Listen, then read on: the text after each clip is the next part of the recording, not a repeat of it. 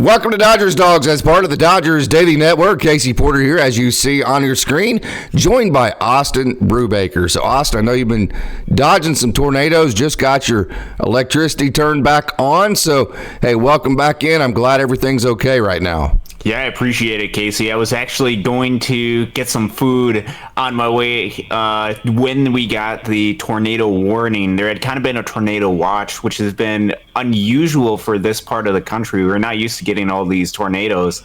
And got the warning, so I had to immediately went back home. Fortunately, at least for me, everything was safe. I know there's a lot of people hurting around my community, so trying to do whatever we can to try to help them. But glad to be back here on Dodgers Dogs. Well, maybe talking Dodgers baseball will make them feel at least a little bit better about their day for the time they're watching it, right? Hey, okay, so the Dodgers have been one of the best teams in baseball. The Phillies, they've been very hot as well. Those are two teams right there that are really separating themselves. So the Dodgers have been simply fantastic, as good or better than any of us could have hoped, even with the incredible offseason. So what are some of the things so far that have stuck out with you, some of the things that have excited you, and where you think the Dodgers are at right now? Yeah, I think it has to do with their ability to adapt and just the overall talent level that this team has. They're performing even above and beyond what I thought that they could to this point of the season, and there's still pieces that could improve, that could get better. They've dealt with a lot of different injuries throughout the course of this season, which they dealt with a lot of injuries last season as well. I think they are adapting to that really, really well this season. I think a lot of the younger guys are stepping up, particularly on the pitching side. You've seen the emergence of Gavin Stone, which we have been talking about for quite a while. Even a guy like a Michael Grove is pitching incredibly well out of the bullpen, and there's been a lot of volatility out of the bullpen. I think the Dodgers, with their offense, which is right now statistically the best offense in baseball, combined with the pitching staff that is only going to get healthier, hopefully, from here. This team is an absolute real force in this National League, in the Major League Baseball. There's some teams that are really good as well. You mentioned the Philadelphia Phillies. They're still really good. The Atlanta Braves are still going to be really good.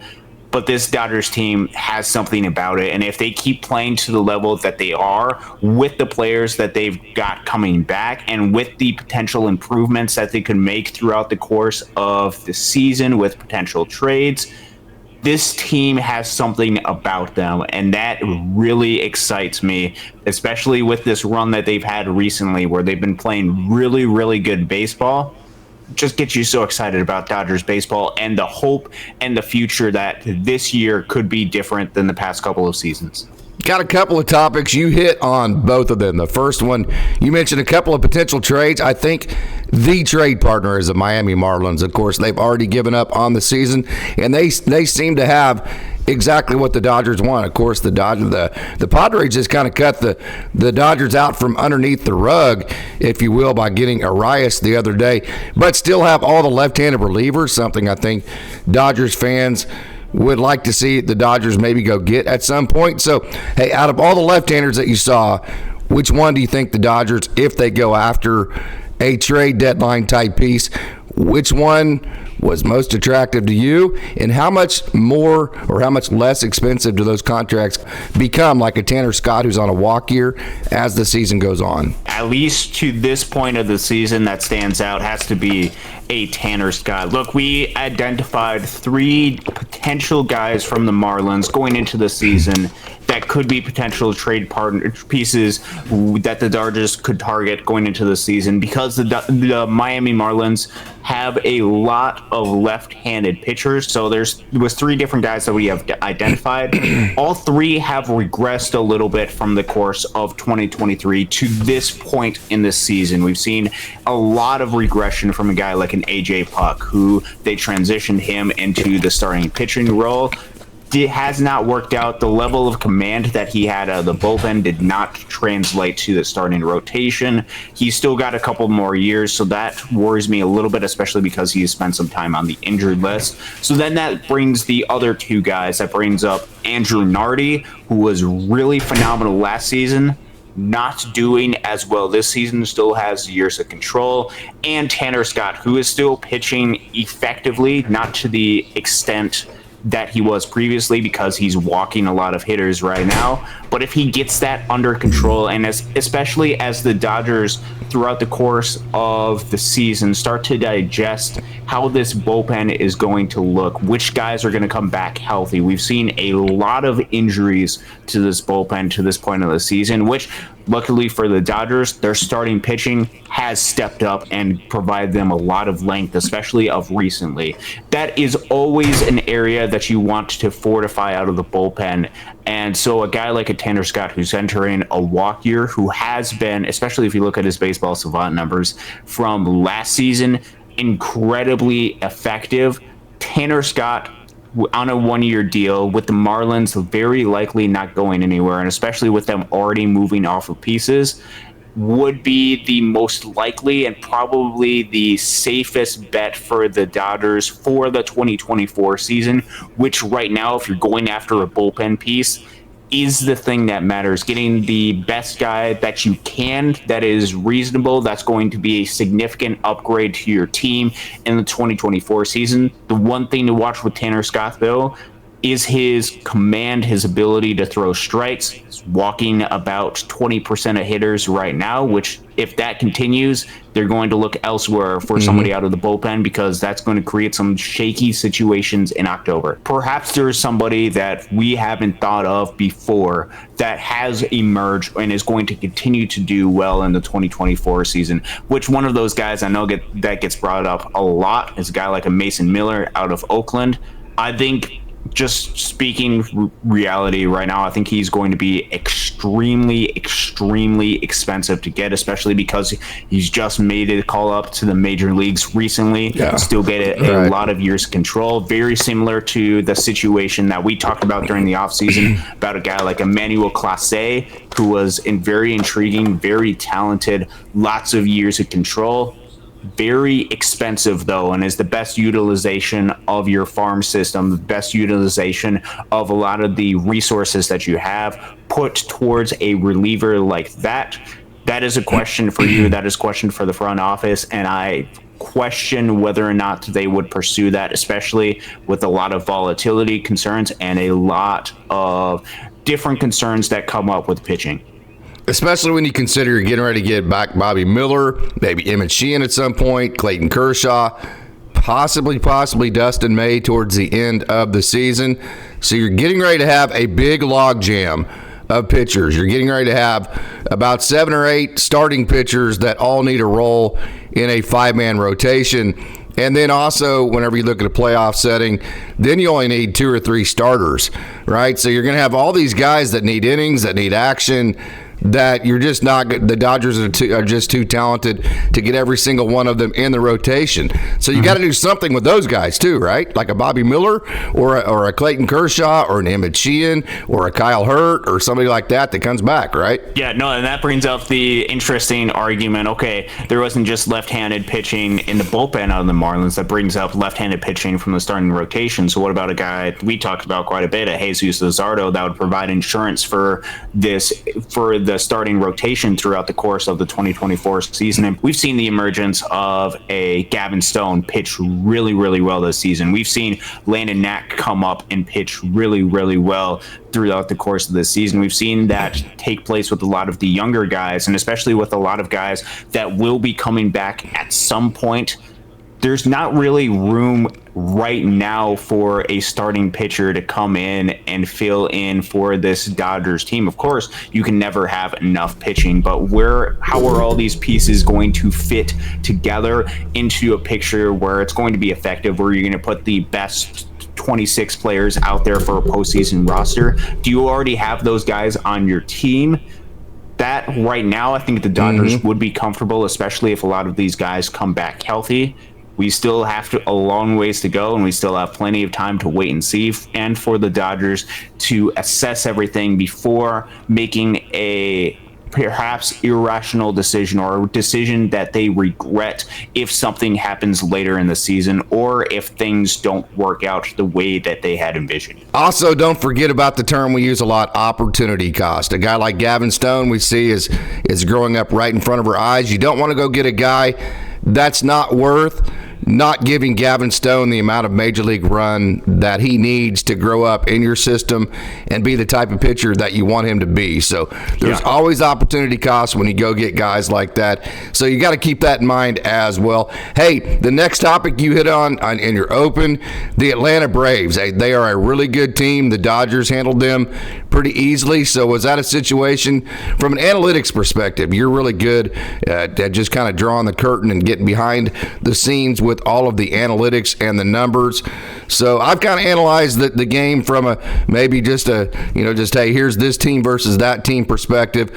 But from a numbers perspective, from an analytics perspective, was it just a bad weekend for the Braves? Is it just a bad patch for them and they caught the Dodgers at the wrong time? Or the Dodgers just actually that much better of a team? What did you think of? How did you come out of that Braves series? Yeah, that was the series that we were kind of all waiting for, because that was the two juggernauts, and especially with the Atlanta Braves, who over the course of the past couple of seasons, their offense has been historically good statistically wise, especially if you look at some of the league adjusted statistics. Their OPS plus has been well above league average for years coming to this point. To this point of the season, however, their OPS plus has taken a dip, and their role and the Dodgers' role in the standings as far as OPS plus goes has basically flipped. So it used to be the Atlanta Braves that were close to 30% above league average hitting. To this point of the season, just going off the metric OPS plus, they have a 110 OPS plus. The Dodgers as a team have a 129 WRC plus, which there's a huge imbalance between what the Dodgers and what the Braves have to do. And I think a lot of part has to do with the slugging ability. The Dodgers to this point of the season have 54 home runs. Atlanta Braves only have 36. Which a lot of those numbers for the Atlanta Braves throughout the course of the past couple of seasons has to do with their ability for hitting the long ball. And they're missing a little bit of production for some of their key players. We've seen some regression from the National League MVP, Ronald Acuna, to this point of the season. We've seen some of the other guys like an Austin Riley not hit to the potential that he has. Matt Olson has an 89 OPS plus. A lot of the guys that they have counted on and continue to count on to be key contributors are starting off slow, which you can say, okay, that's good to hear for the Dodgers because they're hitting hitting a lot better than the Braves. I think these guys have a long track record of being really good, and that scares me a little bit because the Atlanta Braves offense has not reached its full potential yet. They're still going to be a force to be reckoned with. However, they are missing their ace. Their ace, Spencer Strider, is out for, I believe, all of this season with the injury that they have. They're going to have to figure some things out with that starting rotation, trying to figure out how to best situation itself for the postseason. The Atlanta Braves have a lot of things to worry about, a lot more to work on than what the Dodgers have. So right now, the Dodgers are in a great position. Don't discount the Braves and their ability, though, because they're still a really talented organization. Just to this point of the season, however, the Dodgers are just playing that much better. They're pitching better than the Atlanta Braves are. Great news for the Dodgers. There's a lot of other teams to worry about. Like you had mentioned at the top of the show, Philadelphia is a force right now in the National League. They have taken first place in the National League East. It is going to be a great long battle. It's a marathon. These numbers will fluctuate and change throughout the course of the season. So this is definitely something to keep an eye out for. But throughout this course of the season so far, Dodgers have the advantage, and that is what you love to see. 100%. And what I came out of it with, as a fan, feeling very comfortable with, it just looked like to me, if both teams play as good as they possibly can the Dodgers win. That tells me the Dodgers are the better team from that aspect of it, and that's comforting knowing that the ball is now in your court. Okay, you had the long road swing. It was kind of a galvanizing road swing. Sometimes you get on the road, you get in the hotel together, you go out to eat together, and then all of a sudden you just kind of bond a little bit, and you start playing better as a team. I think that happened with the Dodgers on the road swing. So then you have the long road swing, then you come back and you have the Braves, right? So it's like this grueling part of your schedule that the Dodgers just went right through.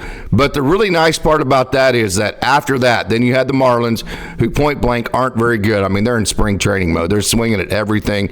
They're just trying. I mean, it just doesn't seem like they're even playing team baseball at this point. It's like they're just up there just trying to get hits for each individual, right? So then you have the Marlins, and then you have the day game, and then you have the day off. So although, yes, it was very grueling, I thought the schedule was like perfect to where you're going to go, well, the game was over at 5 or at 1 o'clock Pacific Wednesday, and then you're not going to play again on Friday until 7 o'clock Pacific, right? So you're going to go however many hours that is, almost 54 hours not having played baseball. So you got a really good break both physically and mentally after a really, really tough stretch of your schedule. Yeah, no, it worked out. It was going into the season. This was going to be a really tough stretch, especially with the Diamondbacks. They're playing the Blue Jays, who are going into this season. You felt excited about them as a team. Nationals, not really as tough of a team, but going on the road can be tough, especially with the stretch that they had going into that road trip. Seeing them be able to bounce back and then come home and sweep the Atlanta Braves, really impressive. And then you got the Marlins at home, which right now the Marlins are not playing great baseball. They are far too aggressive as a team, especially on the hitting side, and their pitching has dealt with a lot of injuries, and they're just not able to keep up with. Worked out really well for the Dodgers. Now, as they move forward, they get to go on the road, not too far. They get to go to San Diego and then to San Francisco for a couple of nice series out on the West Coast in California against a couple of teams that are rivals of sorts against the Dodgers. This is going to be a fun series against the San Diego Padres. Always going over to San Diego, playing in their house is going to be a raucous. It's going to be a crazy environment for the Dodgers to go in. It's going to be really fun. Tyler Glasnow, I believe, is going to be on the mound tonight for the Dodgers, which can be a real tone setter to start this series with San Diego, the team that you open up the entire season with, where things kind of went back and forth. There was a ton of explosive offense. I think you feel comfortable, especially with the way Tyler Glasnow is pitching right now, to provide length and to settle the San Diego Padres offense down a little bit. And then with the offense that the Dodgers has been producing to this point of the season, you feel fairly comfortable going into this game, especially with the way the Dodgers have played recently.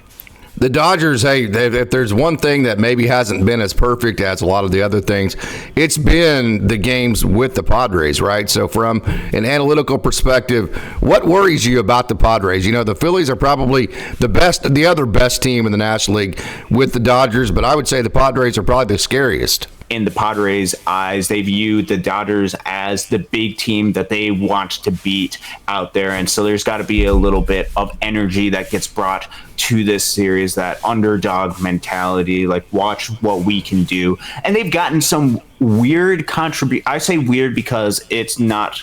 In the past, it hasn't been completely there for some of these players, but for some of the players on their offense, they aren't getting as much contributions from the natural superstars going into the season, like a Xander Bogaerts, or even as much from a Manny Machado. I know a lot of the underlying StatCast data is still pretty good for him, but they've been getting a lot of contributions from a guy like a Jurickson Profar, who was one of the least valuable players according to WAR perspective last season, is turning into perhaps their most valuable player this year, putting up from a negative 1.7 WAR last season to a 1.6 WAR season this year.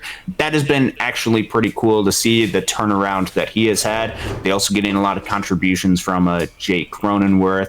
They're a unique bunch that has gotten a lot of contributions from guys they don't normally get contributions for.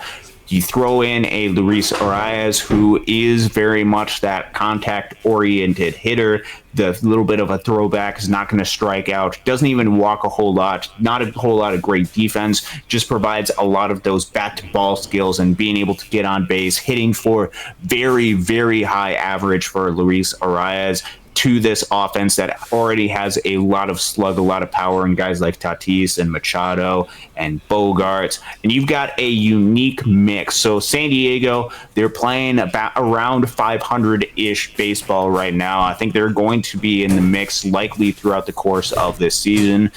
They are a unique bunch. And with them, with the mentality that they have playing the Dodgers, it's always going to be competitive, fiery baseball, and unexpected things are going to happen when you have a team that wants to beat the Dodgers as much as the San Diego Padres do. Hey, Austin, you ready to take a trip down on the farm? I sure am.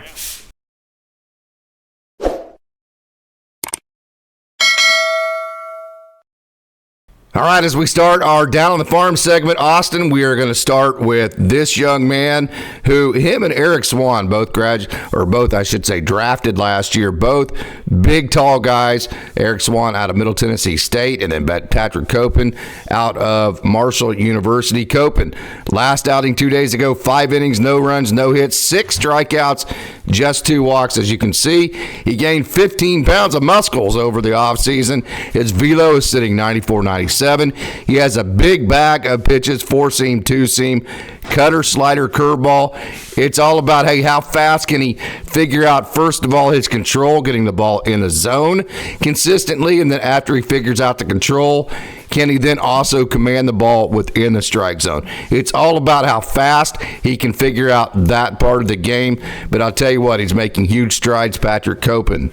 He's making huge strides, and he's putting up some actually really good results, especially in the hitter-friendly environment that is California League Baseball. Putting up, to this point, a 3.92 ERA with the FIP and XFIP, a little bit lower than that, about 3.87 to 3.82, striking out 30% of the hitters that he has faced to this point of the season, getting a lot of swings and misses.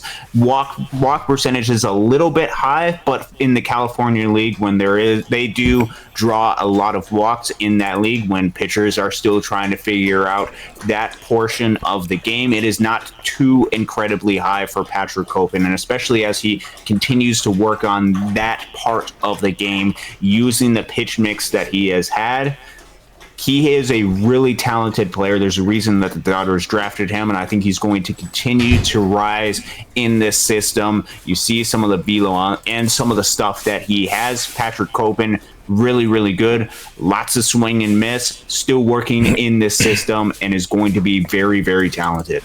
What young power pitcher doesn't have to work on control and command, right? I mean, throwing the ball hard is not as easy as people look, and that's exactly why you have the minor leagues. So, hey, let's move on to another guy who's very unique. This is Noah Ruen. This is a guy who actually grew up in the Austin area as a Texas A&M fan.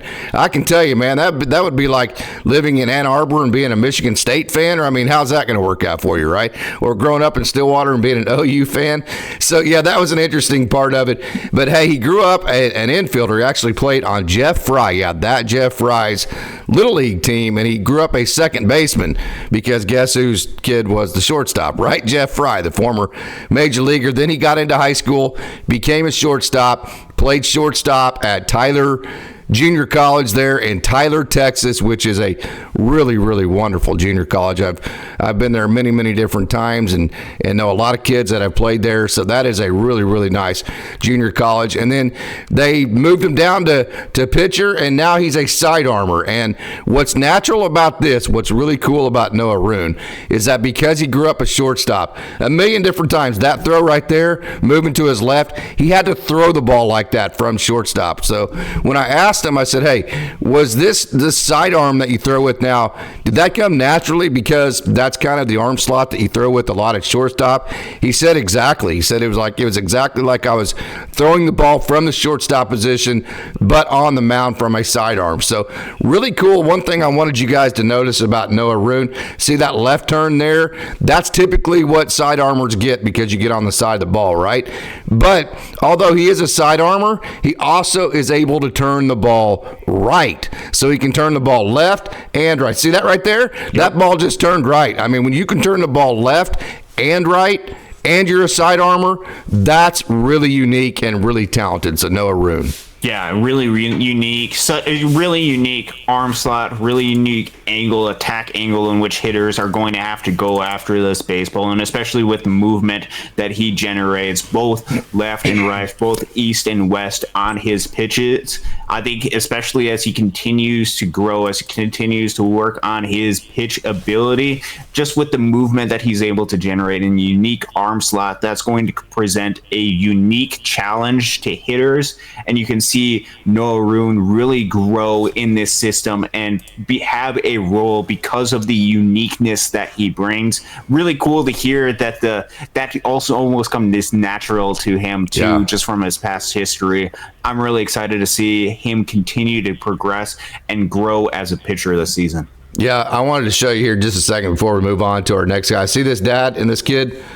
That is baseball at its finest right there, man. You're talking about minor league baseball. A dad takes his kid to the game. The kid's filling his face full of candy. The dad's in heaven right here in the middle of the day watching baseball, man. Every time I see this video, that's exactly what I go back to. I mean, that is just the essence of baseball right there. That's one of those days that will make this kid love baseball, right? So I just kind of wanted to bring that up. I just remember doing that so many times as a kid with my dad. And every time I see that, that's just right where my mind goes. So wanted to make sure and get to that. Hey, another guy, Joe Vetrano, he has been out for about a couple of weeks now. He actually swings the bat too hard, right? He was swinging a bat about 2 weeks ago, and I believe dislocated his shoulder. Don't exactly quote me on that, but I think he had some shoulder problems. Made his way back just the other day and had 3 hits. Joe Vetrano is a guy we talk about all the time.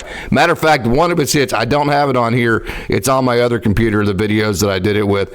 He hit a ball off the left center field wall, the one about like that, and he hit it so hard that the runner at first base couldn't even make it to third base because it got to the wall so fast. That's how high his exit velos are. Joe Vetrano. I love this guy. Yeah, it's great to see Joe Vetrano back. And with the power that he is going to be able to generate, I think he's going to produce even that much more. You mentioned that story about him hitting the ball so hard that it was kind of forced him to be at a single. I think we're going to see a lot of exit velos if we were able to get the data from Joe Vetrano. It's going to be eye-popping what he's able to do. He's able to just mash the baseball, and I think that's going to translate to a lot of power in this game, especially with his ability to draw decent amount of walks. Joe Vetrano, really talented, really powerful hitter.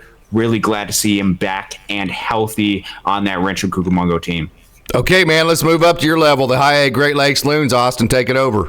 Yeah, so it's been an exciting past couple of days. I know they lost the game on Wednesday in a game in an environment that they feel like they should have won. However, one hitter kind of transformed it on the next day and made a statement early, and that is a hitter that has been really exciting for this team, really exciting for the Loons throughout the course of the season. I'm actually not going to go with Noah Miller. I'm going to go with the Lansing Lugnuts killer that is Chris Newell and the absolute moonshot that he had during the game yesterday.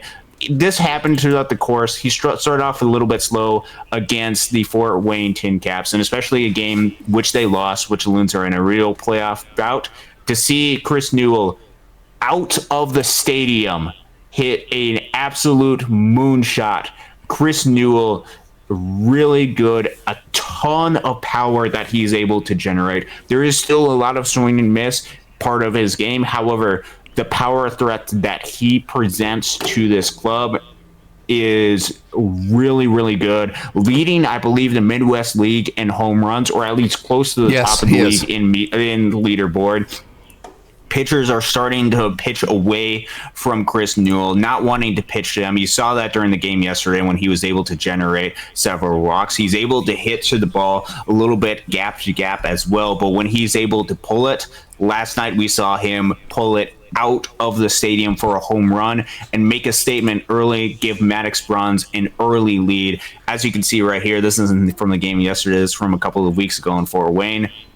The power that he generates is absolutely unbelievable, and you're going to see with the Great Lakes Loons, watch out for that scoreboard in right field. You might need to replace that if Chris Newell stays at the level for too long. Well, if it upheld it's some of those pelts from Dalton Rushing, then it's pretty strong, right? Because Dalton Rushing nailed that thing over and over. Who are you going with next? Yeah, let's go with the other guy who hit the home run before we go in a little bit into the pitching side. So last night, they go into the game, the Loons go up 2-0 early. Then during the 5th inning, they gave up a 3-spot. They gave up a couple of runs, and then you start to get a little bit worried, especially with Lake County really on the tail of the Loons right now in this very early, but remember there's 2 halves of a playoff spot. Start to get a little bit concerned. Then you have this hit right here, 3-2, 2 outs. Jake Geloff comes up with 2 runners on and hits a 3-run home run to give the Loons the lead, which ended up being the game-winning hit for him in a very clutch moment to Jake Geloff, who was in his 3rd game in a Loons uniform.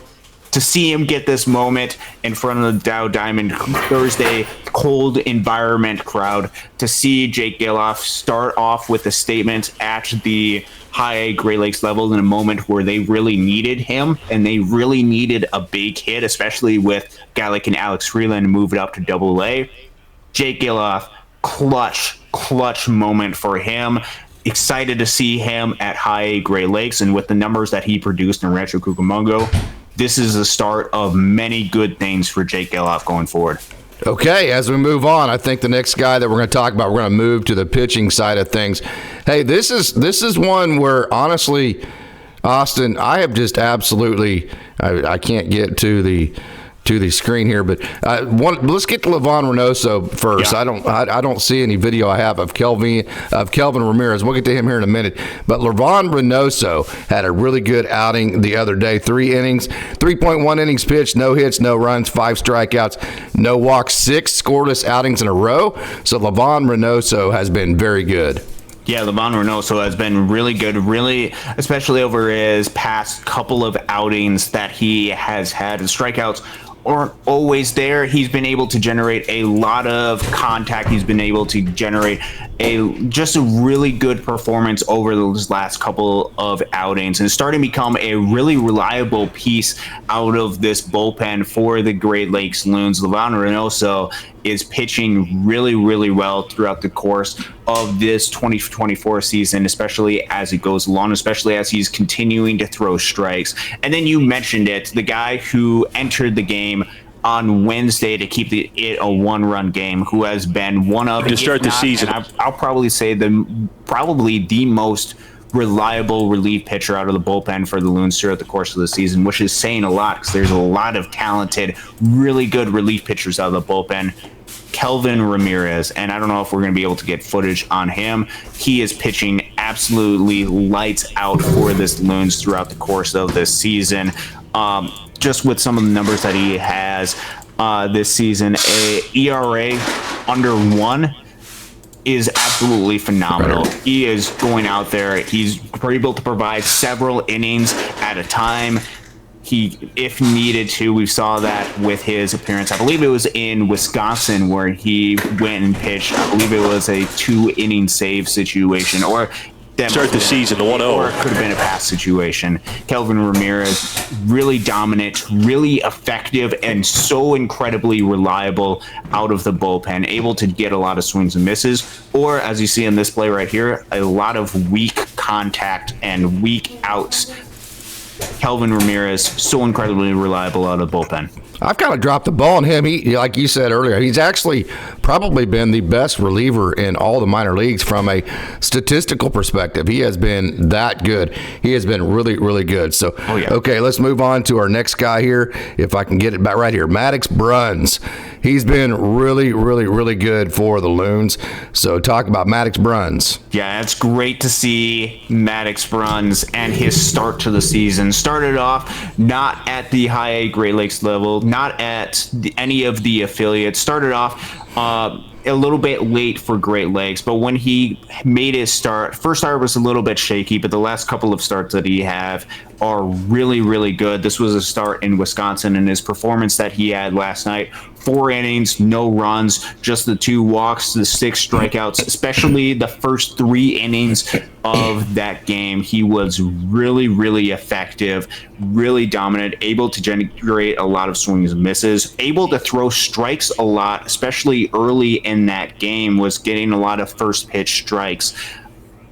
Maddux Bruns, especially if you continue to work on a lot of these aspects of the game, the talent is absolutely there. You hear that from his teammates. You hear that from Dalton Rush, and you will talk about the stuff that Maddux Bruns is able to bring. He's so incredibly talented, and we're seeing a lot of the tools come together. This is from his outing last night.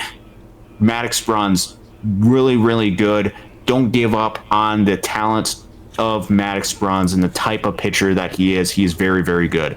100% he's very good. 4 innings pitched, 3 hits, no runs, 6 strikeouts, 2 walks.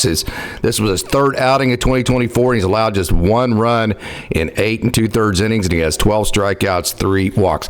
Turned the corner at the end of last year. He went on the dev list, came back through his fastball in zone, over 60% or over. So Maddux Bruns has been fantastic. Okay, let's move to the Double-A level. It's going to be a little bit thin on the Double-A level because Tulsa's been struggling to touch lately.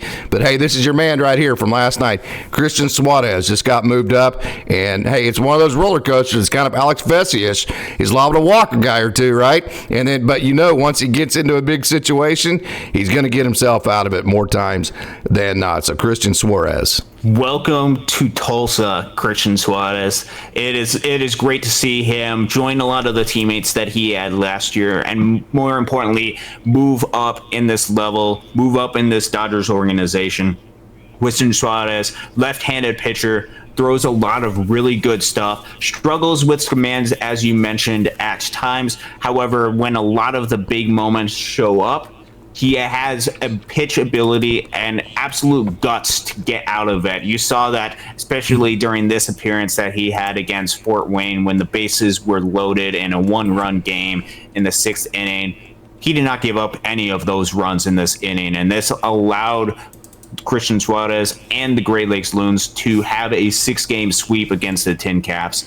There's a lot of good stuff. There's a lot of swing and miss ability that he's able to generate, and also a lot of contact, or a lot of weak contact that comes off the bat of Christian Suarez. If he's able to keep it in the zone just a little bit more, he's going to be a really good, really effective pitcher as he moves forward. The pitch ability absolutely is there. The clutch aspect and the guts are 100% there. There's been a lot of improvement and a lot of growth with Christian Suarez. Still not perfect in his game, getting even more better, and really happy to see him last night have a scoreless appearance for the Tulsa Drillers. Hey, another guy that just got recently moved up. I get asked all the time, what about Alex Freeland's defense? Let me back this up. Check out this play, Austin. Whoop! Look at that. Turn around and, hey, made as strong a throw as you possibly could for the position he was in. How about that? And then later on in the game, hits an absolute bomb right there. Alex Freeland, big talent. I can't wait to see him in person in Tulsa. Oh, Alex Freeland is so good, and the improvements that he has made are absolutely remarkable to the point in this season. You mentioned his defensive ability. I had absolutely no issues or saw nothing to be concerned about at his defense at the shortstop position when he was playing every single game there throughout the course of the 2023 season in Great Lakes. Split some time early between shortstop with Noah Miller at the high A level, and now that he's going to get opportunities to play shortstop even more, probably going to be almost everyday type roles for Alex Freeland. I think we're going to see even more improvements, and his offensive ability has just exploded in this season, hitting to very similar levels that we saw from an Austin Gauthier last after it, and also discipline abilities. That's even better than what Austin Gauthier was putting up last year. Walking 25% of the time, striking out less than 15%. Right now has a WRC plus of 211, I believe.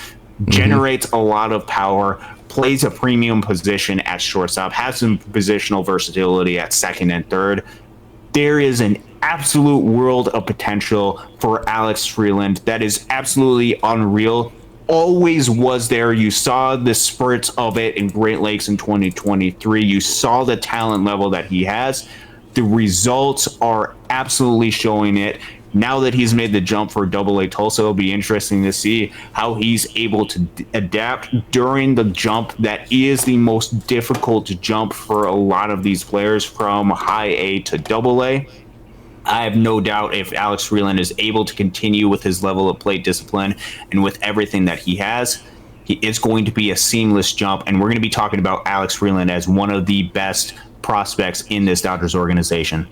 Totally agree. Hey, we're going to move now to the AAA level, and who you're seeing right here is Eliezer Hernandez. Eliezer Hernandez is a young man. I don't think I've actually, there he is. You see him right there on the screen. Eliezer Hernandez is a young man who has major league experience, and he has been throwing the ball well for AAA Oklahoma City. As a matter of fact, Hernandez started the other day, and if I can actually scroll down to my stats, I actually am having a hard time getting down to my stat. There he is. 5 2/3 innings, 3 hits, 1 run, 8 strikeouts. 8 strikeouts, just 1 walk. What you're seeing right here, 92-93 on the 4-seam. Also has a slider, change, curve, and 2-seam. And all 5 pitches he was throwing were in the zone 50% or better. Slider was in the zone 76%. So this is a guy that, not unbelievable velos, but kind of the Landon Nakish type guy that will give you a professional outing and give your team some length, give your team a chance to win because he will throw multiple pitches in the zone. Hernandez is 4-1 on the year. ERA 283, whip 105, 35 strikeouts, 8 walks. What do you think about Eliezer Hernandez? Yeah, I'm excited to see him, especially with a lot of these guys on Oklahoma City. He's going to, if there is opportunities that arise, if there's injuries that arise, you could be seeing him at the major league roster. You could be seeing him get some spot appearances, whether that be out of the bullpen or a spot start, if necessary for the Dodgers. Right now, he's pitching really, really well. The results are absolutely there for Eliezer Hernandez. He's a guy the Dodgers easily, I think, would trust as depth as they bring him up. Okay, here's another guy that just recently made the transition up to AAA, Ben Casper. In Big Ben, we trust. Ben Casper, we have talked about many different times that the results are just around the corner. Well, he went scoreless again last night and touched 97. His curveball was big. All of his secondaries were big. So Ben Casparius. Yeah, Ben Casparius. That was great to see. And one, we should mention that the Oklahoma City Baseball Club won, 22-3 yesterday? Yeah. Something impressive, which I'm sure we'll get to some of the offense in just a second. But Ben Casparius really was the table setter, really was the guy who went out there, had his AAA debut, pitched so incredibly impressive. You saw the slider, which a lot of people rave about, just how great, just how dominant it is. The fastball was touching upwards of 97. The spin rate on his pitches were absolutely nasty yesterday, and you take it a little bit for a grain of salt. You don't know how accurate always some of that stuff are. But a lot of his secondary pitches were getting close to almost 3,000 spin rate with his slider, the curveball, with everything that he's able to generate, with all the different pitches that he's able to pitch with, the spin that he's able to get. You get incredibly excited if you're the Dodgers about Ben Casparius now making the jump to AAA. I'm excited to see how his stuff is able to translate against AAA hitters. And if it translates as well as we think it's going to, you could be seeing Ben Casparius being that part of that next wave of pitchers that are going to make their way to the Dodgers. 100% agree. Hey, another guy we've got to talk about, Gator, right? His first multi-hit game of the season came on, Friday, came on Wednesday, and his first hit of that game, of course, went to right field. This is his first home run in AAA. Of course, it went to right field. And by the way, Alex Friedman, the play-by-play voice of AAA Oklahoma City, sent out a tweet. That right field, the way that field's situated, the wind always blows in. So that was against the wind and in an environment where the ball ball really doesn't carry. So that home run, this one, right? Well, not the one you saw before, that first one. That was a very impressive home run. Last night, just a cycle shy or a triple short of the cycle. Austin Gauthier just has not missed a beat. He has not missed a beat at all, and this is something going into the season. You're wondering how just the extreme level of success that he had was going to translate into the 2024 campaign. It is absolutely translated and perhaps gotten even better for an Austin Gauthier. We're seeing him walk even more than he did last year, striking out a little bit less than he had to this point last season, hitting a 171 WRC plus. You talked about yesterday, just a triple side of the cycle. He's hitting for a little bit of power too. That ISO is sitting at a very, very comfortable 237. You're seeing Austin Gauthier go out there and perform, and now he's getting a lot of ability to use some of the strength of positional versatility. We've seen him at second base, third base, and right field at the Oklahoma City Baseball Club level. We've seen him move all sorts of different places, which we've seen the Dodgers and how much they value those types of players that can move all around, and especially with a guy like a Eliezer Hernandez just on a one-year deal, or a Chris Taylor struggling at the major league level. Perhaps the next guy is not outside of the system. Perhaps the next guy is an Austin Gauthier. That is something that we'll continue to talk about, because the talent level and the way that he's able to produce that opposite field hit ability, not just with singles but with power as well, is so incredibly impressive. Austin Gauthier has a very high floor, and right now has an incredibly high ceiling too. I would totally agree with that. And he played right field last night, so Chris Taylor type versatility, you mentioned that. Hey, another guy I wanted to talk about, one of my favorites, just a total grinder, Hunter Feduccia. Hunter Feduccia, last couple of games, hey, struggled a little bit. It's baseball. You go through those streaks, right? I mean, I had somebody ask the other night, hey, what's going on with Hunter Feduccia? Well, it's just baseball, man, and you're a catcher. I mean, there's going to be 4 or 5 games in a row throughout 100. I believe they play 150 games in the minor leagues where not everything's perfect, right? Okay, but Hunter Feduccia had 4 hits last night, second home run, second triple as well. Now he's back up to 278, just typical. And for a catcher, man, that is so good. And he had a 6 for 9 spot the last 2 games. So, and also, by the way, I posted on my social medias right here. He's thrown out a couple of runners as well. He would have thrown out that runner, but there was interference. You can see that he didn't like that there. So he's thrown out a couple of runners as well. Got to catch Walker Buehler in Walker Buehler's rehab, both Walker Buehler's rehabs in Oklahoma City. So Hunter Feduccia just waiting around, continuing to control what he can control and waiting for opportunity. He's controlling exactly what he needs to control. He's hitting the ball throughout this course of the season, which it can fluctuate, obviously, early in the season. To this point in the season, however, he's hitting the ball really solid, really effectively, especially at a catcher position where a lot of the focus is on the defensive ability. You mentioned some of the key things that he has done that have been great defensively. The offensive side of the baseball has also been really solid to this point of the season. Really good contact, really good plate discipline ability, walks a lot, strikes out less than 20%, putting up good WRC plus type numbers. Hunter Feduccia still waiting for an opportunity. With the level of play that he's playing with right now, that opportunity will come eventually. Keep playing, keep grinding, and eventually somebody is going to give you an opportunity, because you're playing right now really, really good baseball. Okay, the last guy we're going to cover, I know we've covered a lot of guys, but I felt like we need to get to all these guys. This is Andre Lipcius, one of your favorites because he came over from the Tiger system, so you got to cover him when he was in their system. Andre Lipcius had 3 hits for Triple Oklahoma City last night, hitting .321 on the year, OPS .969, 4th 3-hit game of the season last night, 15th multi-hit game, so 4 3-hit games, 15 multi-hit games, and he's 5 for his last 10, 6 RBIs. And he, like everybody else, he'll play third base, he'll play second base, he'll play everywhere, all over the field. It was interesting talking to Cody Hosey on that interview. Even he mentioned, hey, in the minor leagues, everybody plays everywhere, right? Yeah. So Andre Lipcius is another one of those guys. And we know with these guys in Oklahoma City, It's going to be their offense that gets him in a lineup eventually as depth, and this guy has played good offense all year. He's played great offense to this point of the season, 132 WRC plus, hitting for a lot of power as well. You combine that with his positional versatility that he has. There's a reason to be excited about Andre Lipcius. There's a reason why when the Dodgers initially took him, he was on their 40-man roster, and he was a priority keep for them. Andre Lipcius still grinding for that opportunity to make it to the big league level.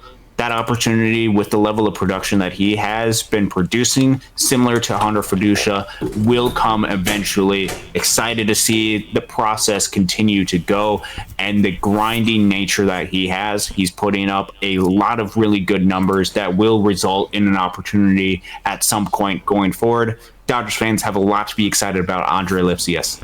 All right, I also know you got to get to work. So do I. So thanks for joining. It's been a lot of fun. It's been a lot of fun. Go Dodgers.